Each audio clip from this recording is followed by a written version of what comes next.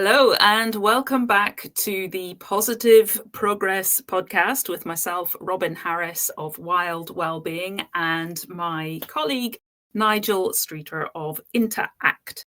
And we are back now with the New Year first episode. Interestingly, Nigel has brought a really timely topic for today.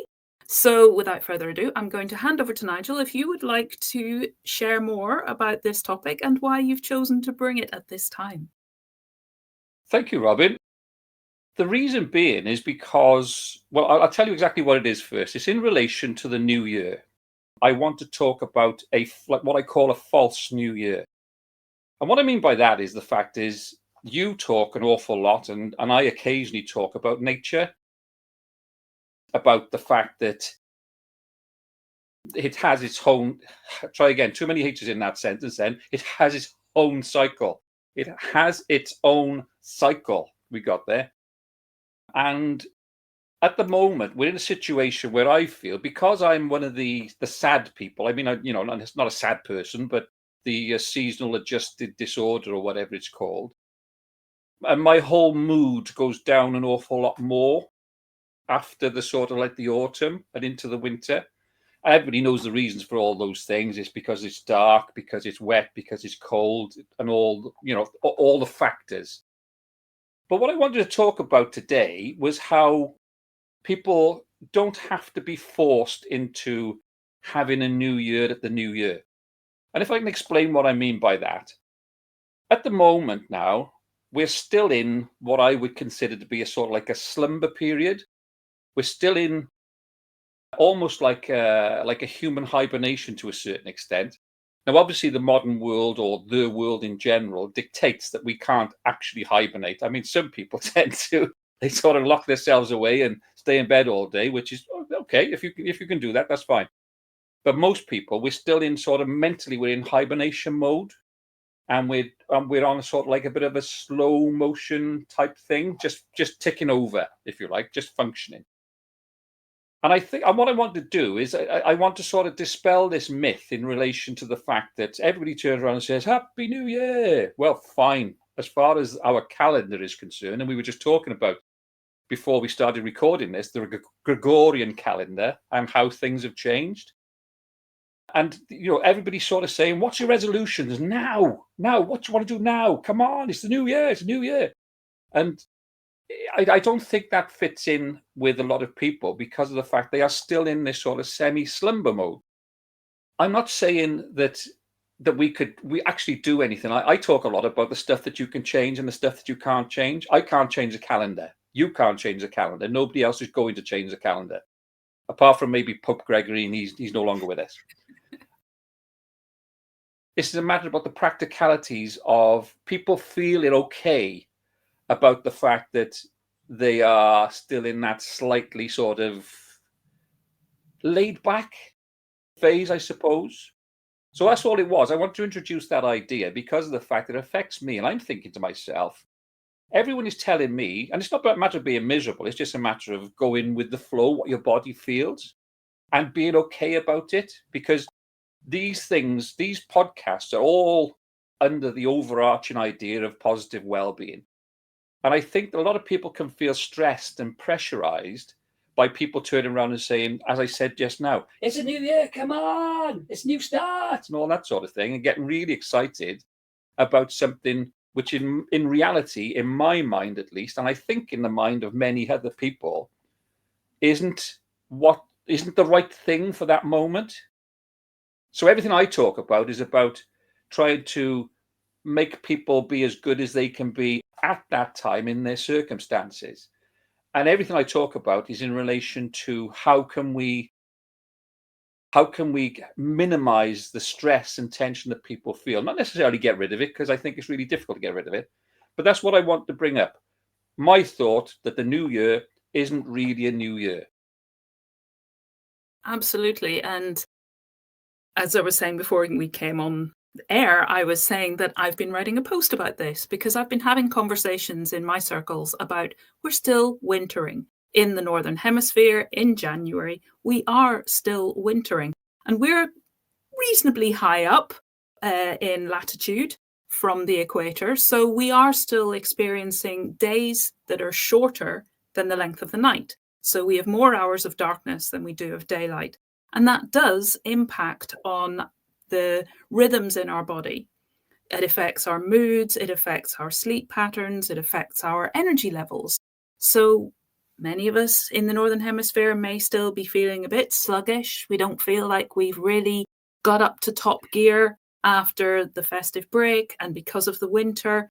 And although here in our area in Wales, we've been very fortunate over the last few days to have beautiful sunshine, clear blue skies and beautiful sunshine. But that's not guaranteed at this time of the year. But it kind of, I've been thinking of it like nature, just giving us a little glimpse. Don't give up. Spring is on its way back. The birds have been singing. We've even had periods when it's almost felt warm because of the sunshine. But then in this country, we often have the false spring. So we have days like that. And then all of a sudden, tomorrow will be grey and wet and we'll be back to feeling a bit miserable. So to give ourselves permission to be compassionate and gentle with ourselves, to know that's okay. You are a part of nature. So your body has evolved alongside of these natural rhythms, the day-night rhythm. So as human beings, we're diurnal, we're awake generally during the day and sleeping at night. Our world doesn't always function like that because it's 24/7, 365. And people have night shifts and we're on mobile devices and laptops and getting a lot of blue light. But I think that when we can allow our body to listen and to listen to the rhythms of nature that's impacting on us and influencing how we feel, then yes, we may still be feeling quite sluggish, not really ready to ramp up into full energy and top gear as yet. And that's perfectly okay. We can know that this is a time for still resting. Also, if, like you're saying, with New Year's resolutions and when the spring comes, we may feel that surge of energy and excitement and looking forward to the new year and that time when we can feel, I want to plant seeds now. I'm ready to start new development, new growth. But this can be... This is quite a literal and metaphorical thing about planting seeds, isn't it? That's an idea I really like, because you literally do plant seeds to grow things. And there's a whole other podcast talking about growth, because I think the fact that things grow is a wonderful thing. But it's also metaphorical in your self-growth as well. Yes. So this is a time when we may have planted things maybe earlier in the year. A lot of stuff is planted, bulbs and so on. They're planted actually in the autumn. And then they have the winter rest. And many seeds need the cold of the winter in order to germinate and start sprouting their roots and their shoots.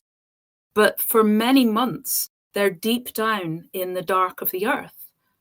They're maybe growing and they're changing and they're preparing and they're developing, but we don't see anything above the ground. So for me, we may, as humans, still be in a metaphorical kind of pattern like that.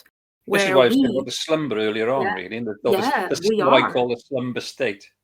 We are slumbering, and our dreams maybe are giving us inspiration and they're helping us to process things, but we're there in that dark earth, just waiting. So if people are watching this, listening to this and feeling like, I'm not doing anything at the moment, I'm not being productive, there's all that stuff out on social media and just in the general conversation about it's New Year and we should be starting all these new things and we should be ramping up our energy. And I've been working with some people who are thinking of the end of the financial year, which comes at the end of March, beginning of April. And so they're pressured at work.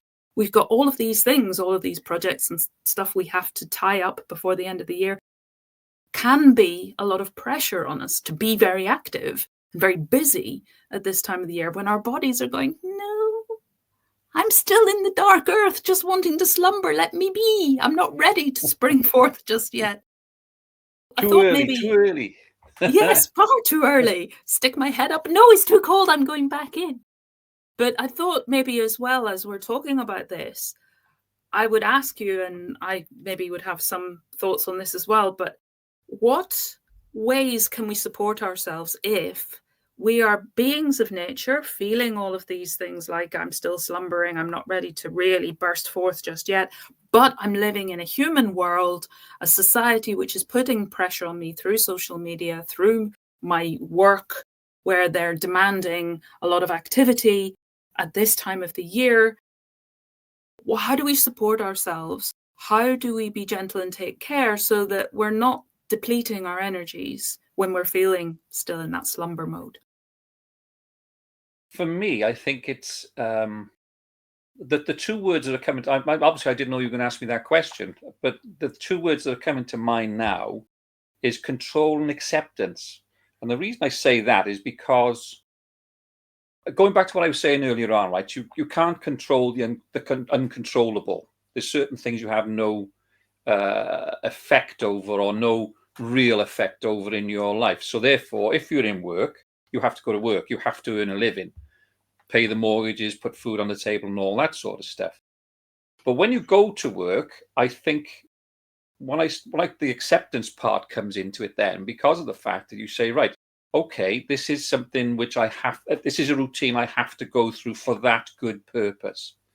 However, I don't have to accept the fact that all these outside forces, all these outside influences are saying to me that in my life, inside me, I have to accept this as being the new year. It is, as far as the calendar is concerned, but I think it's a matter of, again, I talk about the power of stop. Stop.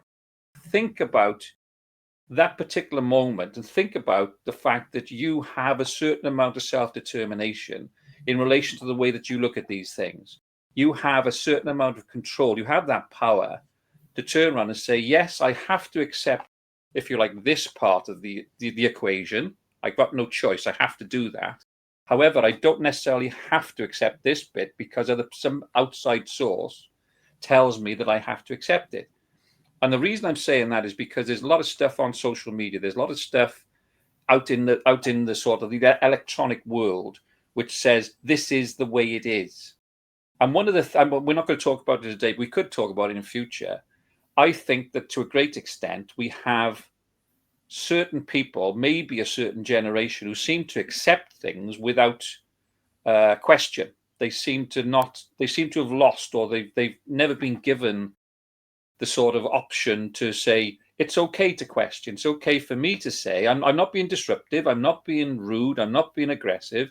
I'm just saying, I want some more information about this particular thing. And the thing that I want information about at the moment is how I feel in relation to how other people are making me feel, or asking me to feel. And I think it's those two things. It's that control. Again, I keep on about it all the time, but it's so important. Power to stop. Make that space for thought. Make that space for you to consider your circumstances, rather than just going on and on and on and on and not considering those things. And the second thing is this acceptance of the reality of your circumstances. This is the bit that I can't control. I have to do this. I can control this. And the bit that I'm controlling here is having my own personal opinion in relation to how I react to things at this time of year. If I want to tick over, if I want to just do everything I need to do for this side here, that's absolutely fine. I have to have a thought in relation to the fact that other people are maybe going to see this negatively and say, oh, well, you're a little bit lackadaisical. My attitude, so what? That's how I actually feel at this time of year. I'm not unfunctional. I'm not doing what I need to do. I'm just doing enough. And then going back to what you were saying, I'll finish this point with this. I spoke to my wife yesterday and I said to her how happy I was feeling, how relaxed I was feeling. I was purely and simply because the sun was shining. But I recognize that. You might have people going out and they're thinking, oh, I'm happy today. Why am I happy today? What's going on? And it's because of the light, because of the warmth. It's because of that potential for new growth that you were talking about. So I would sum it up as control in relation to what you can do, and acceptance in relation to what you can't do. And if you can go along at a reasonable rate and function as you need to until the growth comes, then that would be my answer. Lovely. And I would just say that when we think of our language, it's also good rather than maybe, well, I have to, because when you say, well, this is something that we need to do, because that's just how our society is structured and that's how we pay our way, keep our houses, feed ourselves. Absolutely. But sometimes our language is how we say it and how we relate to the words that we use. So if we're okay with, yeah, that's something I just have to do, so I get on with it and I do it. So it's that kind of have to versus the I have to. Because when we have that acceptance that that's how it is. It just is, and I just get on with it. And that thing of I'm not necessarily buying into the busyness, but I recognize that that's how my world is. At least that's how it is right now. So I'm going to do it. And the more that we can put that kind of acceptance, not the grudging tolerate it because I have to, but that's how it is. And so if I can go with it, then it'll be easier and more comfortable.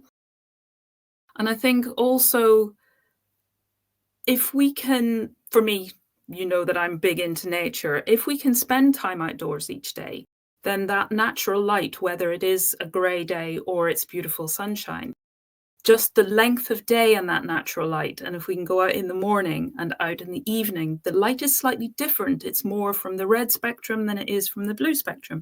And it all helps to set our biorhythms, which helps us to sleep well, which is the foundation for so much of our well-being. But also that natural light versus sitting with strip lights and all of those sorts of things, which can leave us feeling sluggish in themselves. But if we're outdoors, we're getting natural light, we're getting fresh air, we're getting movement. And if we're in nature, we're getting that benefit. I think that's really good for seeing us through the winter. It's not necessarily being hyperactive outdoors, but just gently active and being kind to ourselves, allowing ourselves time to rest. If you're working during the week and that's feeling a little bit against your sluggishness, can you take some time to relax and chill at the weekend? Maybe indoors reading a book, if that's your thing, or whatever, to balance things out. And I think it's balancing. So even if work makes you feel like, oh, I'm slightly out of my natural rhythm and balance, how can you bring that back at the weekend maybe, or in the evenings? Oh, you're talking literally about almost like compensating then. Yeah. Making an effort to compensate. Is that what we're talking about? Being conscious, I would say, about where you're feeling, because our body shares so much information with us if we are able to tune in and listen and understand.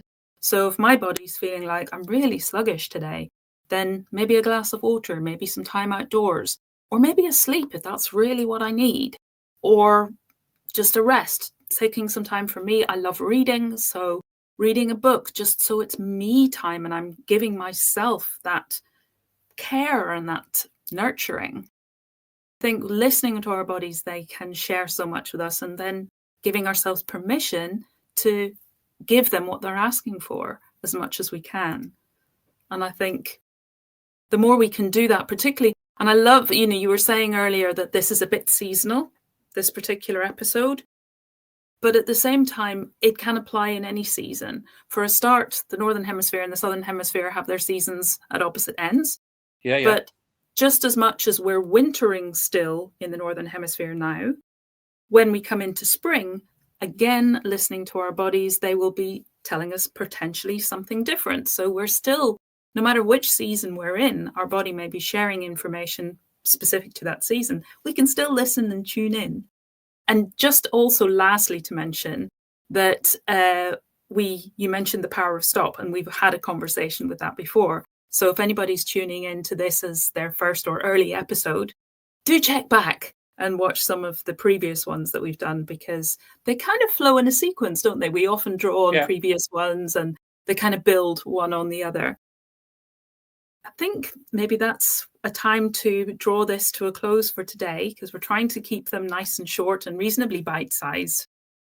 Any last words, Nigel? No, just it's something that's sort of like almost I've got to get off my chest. But I realized it doesn't just apply to me. It probably applies to thousands of different people, as you say, in different ways at different times. Again, it's about recognizing your circumstances and making the effort, not necessarily to solve everything. You can't do that, but you can actually look at the things which are not solvable, but the things that you can deal with and make as best they can be. So I think that's really useful information for anybody who's watching or listening in relation to that. How the things that you can do, the achievable stuff. Absolutely. Fantastic. Thank you, Nigel. That was a really great topic to bring at this time of year. Thank you.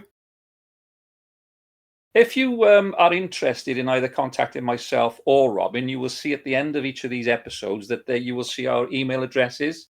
You can leave comments, obviously, down there. I think I've established this down there now. But if we're quite happy to put things into the public domain. If not, then please do contact us if we can help you in some way, give you a couple of bits of thoughts or advice, or if you've got comments that you want to make, then please do get in touch. We're always interested to hear what you've got to say.